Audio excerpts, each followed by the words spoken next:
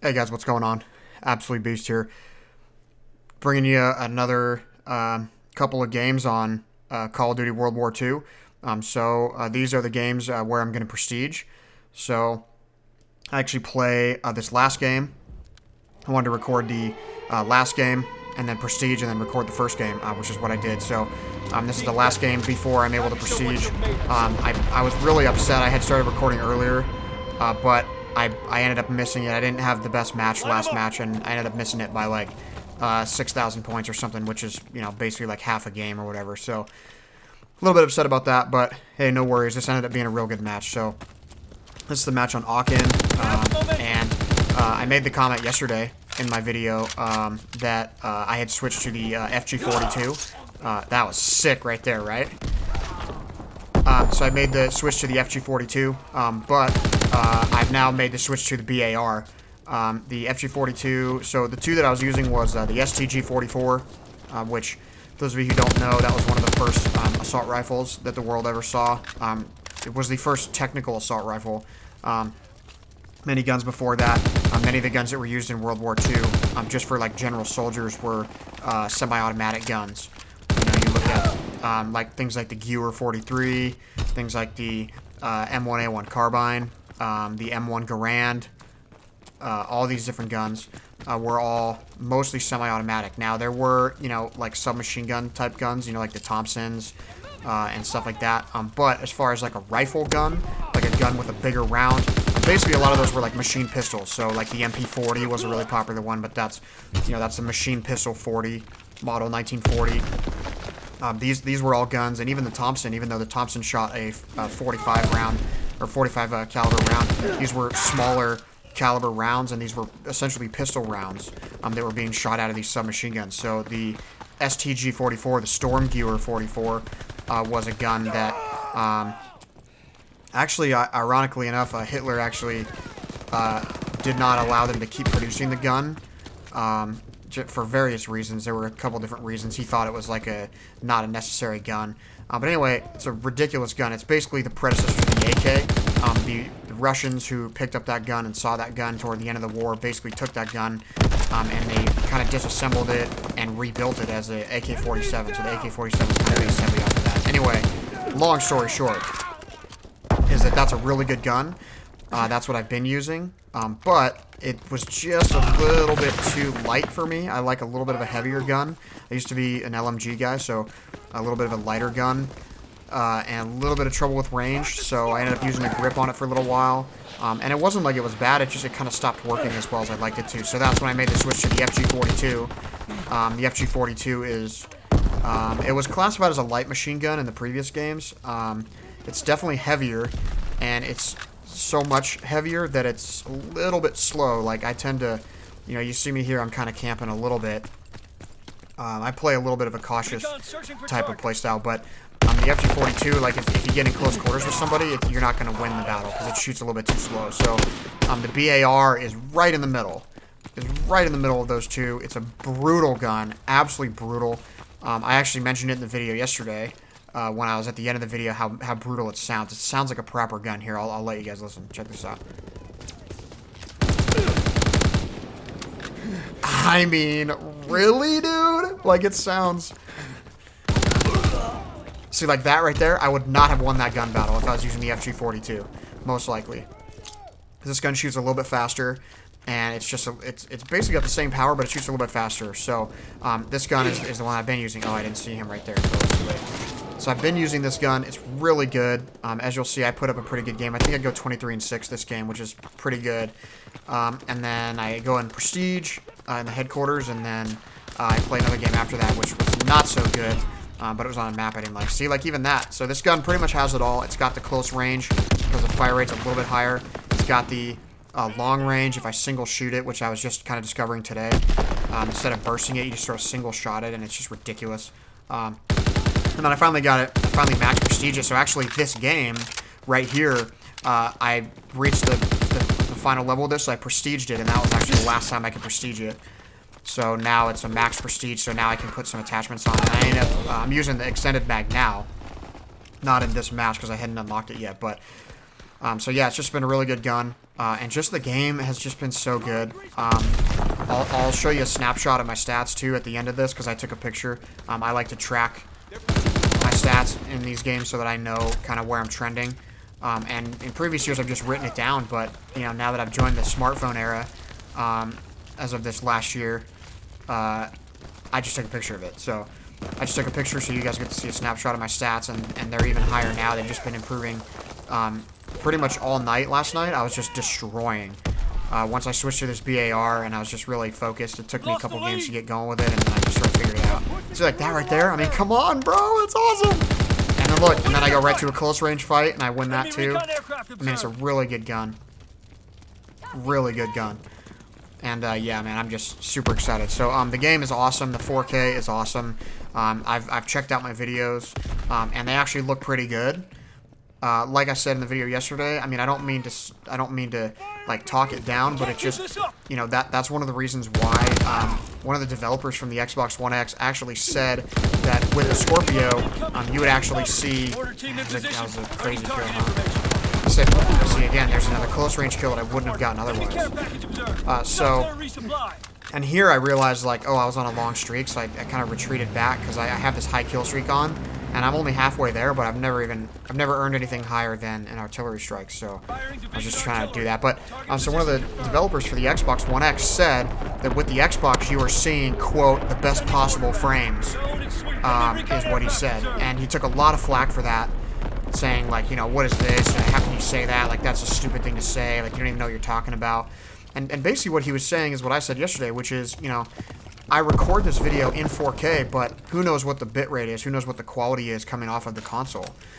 So, it looks one way, and then I encode it in another way, and I encode it as best as I can, so it looks as best as possible, but then I upload it to YouTube, and so then it suffers from YouTube compression in order to be uploaded to YouTube.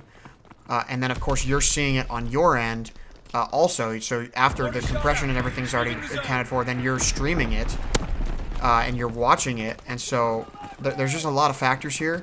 And so all that combined is basically equates to losing pixels. It equates to, a picture that doesn't look as sharp as it would otherwise. So when I'm sitting here playing it on my console directly in front of me, just straight console to TV, it looks better than you can possibly see in a video if you're not there in person to see it. And that's what he was saying, and that's what a lot of people didn't understand. And that's the same problem with like the PS4 Pro, which does 4K, but it doesn't even have a 4K Blu-ray player. So you can stream 4K videos, but that's not going to look true 4K because a Blu-ray disc is like a physical media that actually is physically there, and it goes right to the TV. So there's a lot of just differences here and things that, in all honesty, people have said this too, it doesn't usually matter as much to the average consumer. But for people like, me who really want the best, I mean, I made a full 4K transition. I got a 4K TV earlier this year, the best one I could find. Not a OLED TV because those are outrageously priced. But the best one that I could find that was not an OLED. And I have this, this fancy computer sitting here next to me that I built recently, and I'm on a 4K monitor, and now I've got the One X. So I've fully bought into this 4K thing, and honestly, it looks so good. It's just it's a different level of cleanliness. I started saying this yesterday. So the one analogy is that 60 frames versus 30 frames. So if you've played a game like a Destiny, it's 30 frames per second. You played a game like Call of Duty, it's 60 frames per second. So the gameplay actually looks cleaner and sharper. And that's because there's twice as many frames. So now the other analogy is, sometimes when you start watching on YouTube or when you start watching on Netflix, the show doesn't quite look its max yet. It hasn't fully buffered. And so it starts playing and you're like, oh, this doesn't look that great. And then it clears up. So that little transition between when it doesn't look quite as clear and then when it clears up, that's exactly what it is with the 4K. It's almost like your eyes are a little bit blurry and you blink once or twice and then the picture is that much more clear. So it's not like you couldn't see before, and it's not like you couldn't see details before, but once you blink and once you clear up the screen, it looks so much better. So it looks so good. It looks so clean. And like I said, there's a snapshot of my stats there. See, 18 hours. I played a lot. I only have 1,600 kills because I played a ton of War. I played, well, not a ton. I played like 500, 600 kills worth of war, which is a really cool game type. I had some gameplay of that recorded that I plan to bring to you guys, but I just, I haven't been able to do it since I got to 1X. But the war is a game type. It's like objective based almost. It's almost like a story type, where you go and there's a couple different objectives you have to go. And I played that for a while before realizing that you actually don't get any the kills you get in that game don't count. Which is really unfortunate. So that's why the kills are so low. Normally at 18 hours, I probably should have around 2,000, 2,200 kills. I guess I just add 500 or 600, which makes sense. So anyway, yeah. So you normally have more, but in this case, I didn't because I played a bunch of war. But yeah, so I was just checking here to see exactly how I would prestige. I thought I had an idea of how to prestige, but I just wanted to check all that first and make sure I didn't see anything there. So now I go out and the thing, it says you're eligible for prestige. Now, as I go over here to this area, I'm going to look at the leaderboard there too. And I realized right there that I just broken under 100,000, which was exciting. So normally that guy right there is blocking the way. See, so I'm stopping to see if I can talk to him. And then you come into this area, which is a little overlook. And I was just sort of checking out, seeing these people. So this is a prestige overlook. You cannot enter this area until you're ready to prestige. Normally there's a guy blocking the door, and you can't come in here until you're able to prestige. So this was my first time in here, and I'm just kind of going around checking all this stuff out. I just wanted to see if I could interact with any of this stuff. And so, so I'm going to talk to him, so I'll just be quiet for a second. This is a momentous occasion. Another rank of prestige for a well-deserving soldier.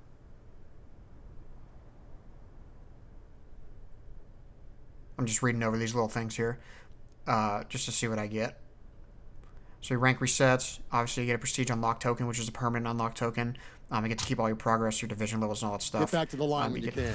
We need officers like you leading from the front.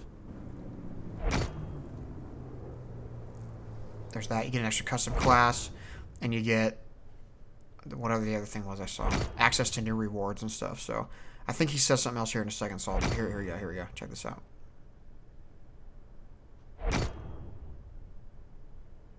You have the options of a few rewards, soldier. Use a gear you can't do without. You can make it a permanent part of your kit. Or maybe you want to try something new and break old habits. Hell, you can even tear off your scars and get back in the trenches as a private, if you're inclined to do things the old-fashioned way. I kind of went over that thing, but I love what he said there. The honor is mine. He was like, you could even rip off your stars and serve down in the trenches like a private if that's your style. So anyways, I'm just going to look over these things here. I'm just going to set up a class. This was super exciting. With this game, previous Call of Duty games, at least the last two, I've gone super, super, super hard. I always wanted to over the years, but I was never really able to. And so Black Ops 3, I went super hard. And I ended up getting ranked for overall score like 475 or something like that. But I mean, I put in 30 days of playtime by March, which was absolutely ridiculous. It was literally my full-time job outside of my full-time job, and I was really sacrificing to be able to play that much. I mean, I was getting, 6-7 hours of sleep a night, which for me is not great. I like 7. If I can get 8, great, but I like 7, and I was really struggling. I was doing literally nothing. I didn't fire up Netflix a single time. I didn't go on YouTube.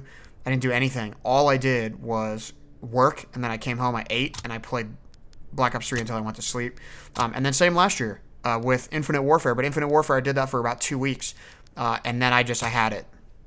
Couldn't do it anymore. And I almost was at that point with this game the other night, and I was. I thought, you know what, I'm not going to do it anymore. So I made a decision with myself that I was going to stop playing when I stopped having fun. And that I wasn't going to get preoccupied and obsessed with being like the highest ranked person out there because, there's people who are already second prestige. And I probably could have been close to a second prestige by now, but I couldn't do it. I just couldn't do it. I don't want to sacrifice the fun of the game. And I'm glad I did because each day that I come back and I play, I'm able to take a step, and I just did it right now. I was just playing for a couple hours right now, and I just wanted to keep playing, but I wasn't feeling it anymore. Had 2 bad games and just wasn't mentally in it, so I stopped, and now I'm doing this video. And I mean, I'm just, I'm taking breaks because it's important to do that. I'm that person that like won't take a break. I'll just go super, super hard. when I do something like that. And so it's been nice to be able to do that for a couple years. But with this game, it's refreshing that I have been able to not do that. And it's really paying off. I mean, my stats are climbing, and I'm having a lot of fun. And I found some other guns and stuff. So this was awesome. And I never would have even made it this far. If I had done what I wanted to do, I surely wouldn't have made it to Prestige. But here I am, prestiging, and here we go as my first match. And this will be, I'm pretty sure this is a terrible match. I really dislike this map. I really dislike this map a lot. It's just not, it's just weird. There's just too much going on. See, I mean, this thing is so awesome. There's a lot going on. It's a weird map. There's lots of different changes and stuff, and it reminds me of some of the older Call of Duty maps. You know, like Call of Duty 2, like St. Mary Glease and maps like that. Just old, old weird maps. But I don't know. It's just, whatever. But I've just been enjoying the game a lot. Enjoying the game tremendously. Oh, man, that was the guy right there. So this guy gets some ridiculous... his name's Tuda Hauschka, I think. I thought it was a reference to, like, Steven Hauschka, who's a kicker in the NFL, but I don't know. It probably might just be his name, the guy's name. But he was doing some ridiculous quickscoping, and I think, actually, this is the game where he gets it. He gets a ridiculous four-piece... snipe shot at the end, which is pretty crazy. But I mean, seriously, it's just been really fun to play the game. It's very refreshing to play this game knowing that you don't have to worry about the advanced movement and stuff.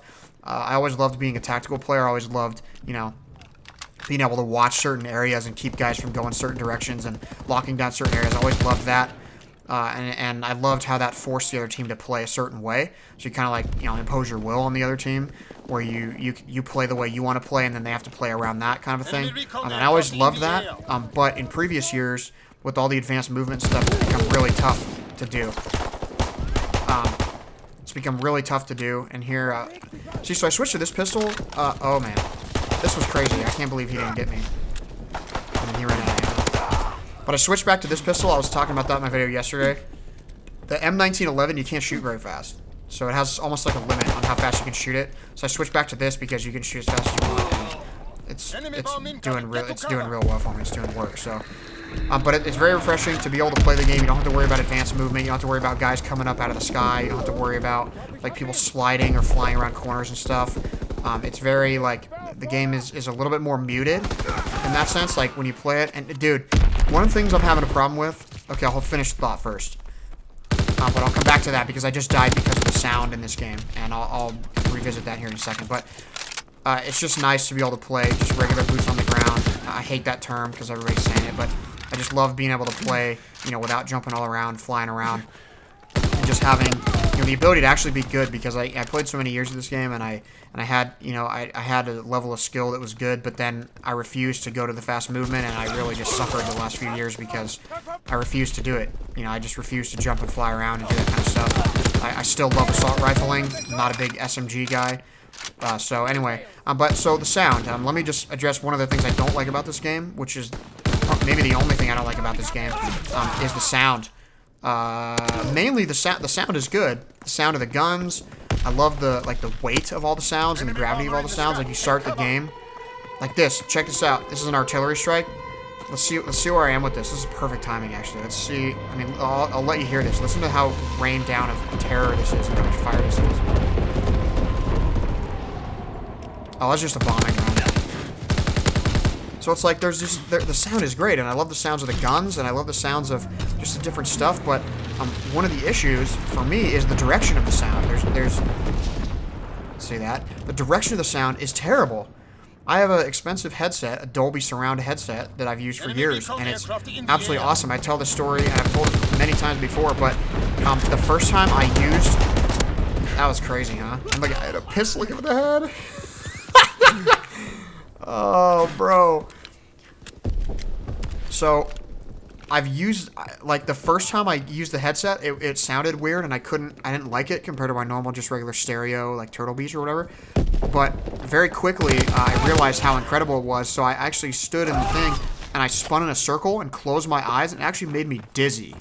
That's how incredible the headset is. So I always tell this, too. I can tell, like right here, I'm looking at my 12 o'clock. I can tell if a guy's at my 5 o'clock or if a guy's at my 4 o'clock, just based on the sound. Like coming up behind me, for example. And so that's become a huge part of my game, obviously, is like when you're, when you're playing and you're that hyper aware, you can hear that stuff. The sound in here is just not good. The direction is not good. It's either like, it's all in like quadrants. So like sometimes the guy sounds like he's coming from your right side and he's coming from behind you. And it's gotten me killed so many times. It's really starting to get on my nerves. And that's what had happened earlier when I first mentioned it, was I heard a guy walking around and I couldn't tell if he was downstairs, but I thought he was downstairs. And I could hear him like coming around, and it turns out that he had climbed up on some sandbags and come through the window. So it's like, how are you gonna tell me that him climbing up on sandbags sounds the same as Boots walking on a wooden floor? I couldn't believe it. So anyway, thank you guys for being here. I appreciate it. I'm loving this game. Make sure you check back soon for another video for more content.